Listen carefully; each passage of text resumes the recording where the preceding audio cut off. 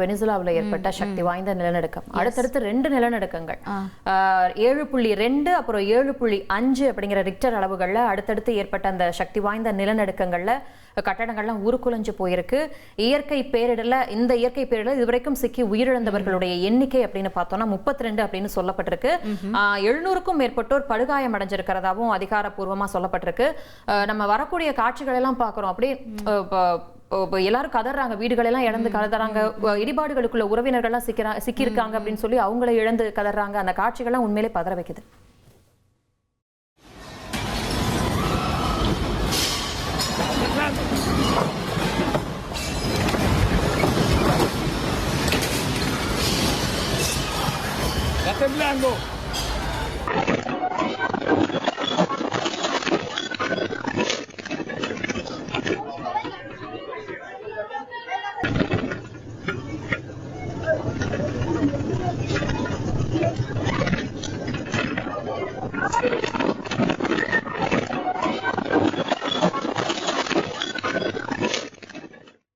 இப்போ இந்த நிலநடுக்கம் பார்க்குறோம் இல்லையா, அதிகாரப்பூர்வமாக நமக்கு வந்திருக்கக்கூடிய அந்த பலி எண்ணிக்கைன்னு பார்த்தோன்னா 32.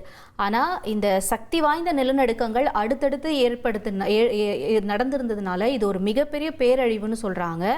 இதில் உயிரிழந்தவங்க மட்டும் 32 இல்லைங்க, 10,000லேருந்து 1,00,000 பேர் வரைக்கும் கூட இருப்பாங்க அப்படின்னு சொல்லிட்டு அஞ்சப்படுது. இதை யார் சொல்லியிருக்காங்கன்னா அமெரிக்க புவியியல் ஆய்வு மையம் சொல்லியிருக்காங்க. தொடர்ந்து அங்கே மீட்பு பணிகள்லாம் நடந்துட்டு வருது. அந்த காட்சிகள்லாம் பார்க்கலாம்.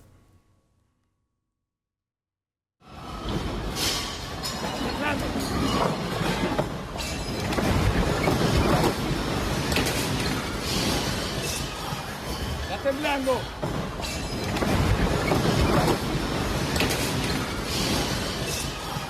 Está temblando.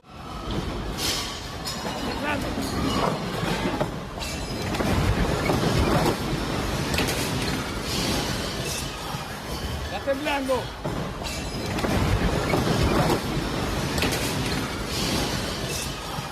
Está temblando.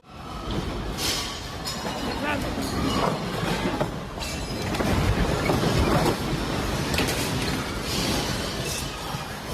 temblando.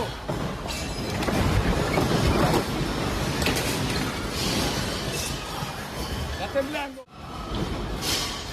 Temblando.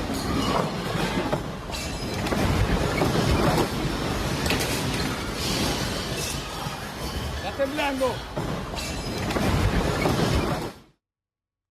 நிலநடுக்கம் தொடர்பான காட்சிகளை பார்த்தோம். நிலநடுக்கத்தால பாதிக்கப்பட்டுள்ள வெனிசுலா நாட்டுக்கு தேவையான அனைத்து அரசு உதவிகளையும் வழங்க அமெரிக்க அதிபர் ட்ரம்ப் உத்தரவிட்டிருக்காரு. பாதிப்புகள் ரொம்ப ரொம்ப மோசமா இருக்கிறதால மீட்பு பணிகளை விரைவுபடுத்த அமெரிக்க அரசுடைய அனைத்து துறைகளும் தயாரா இருக்கணும் அப்படின்னு அவர் அறிவுறுத்தியிருக்காரு. ஓகே, அடுத்தபடியாக நம்ம ஜப்பான்லேயும் இதே மாதிரியான ஒரு சூழல் ஏற்பட்டிருக்கிறத பார்க்குறோம். ஜப்பானினுடைய இவாட் கடலோர பகுதியில் 6.9 ரிக்டர் அளவில் சக்தி வாய்ந்த நிலநடுக்கம் ஏற்பட்டிருக்கு. மீட்பு பணிகள் தீவிரப்படுத்தப்பட்டிருக்கக்கூடிய நிலையில் சுனாமி எச்சரிக்கை விடுக்கப்படலை அப்படின்னு சொல்லி, வழக்கமாக நிலநடுக்கம் ஏற்பட்டால் உடனே சுனாமி எச்சரிக்கை விடுப்பாங்க. ஆனால் இந்த தடவை அந்த எச்சரிக்கை விடப்படலை அப்படின்னு சொல்லப்படுது. இனி செல்லும் இடமெல்லாம் செய்தி. தந்தை டிவியின் வாட்ஸ்அப் சேனலை ஃபாலோ பண்ணினா செல்ல இருக்கும் இடமெல்லாம் செய்தி. இதோ QR கோட், இப்பவே ஸ்கேன் பண்ணுங்க, ஃபாலோ பண்ணுங்க.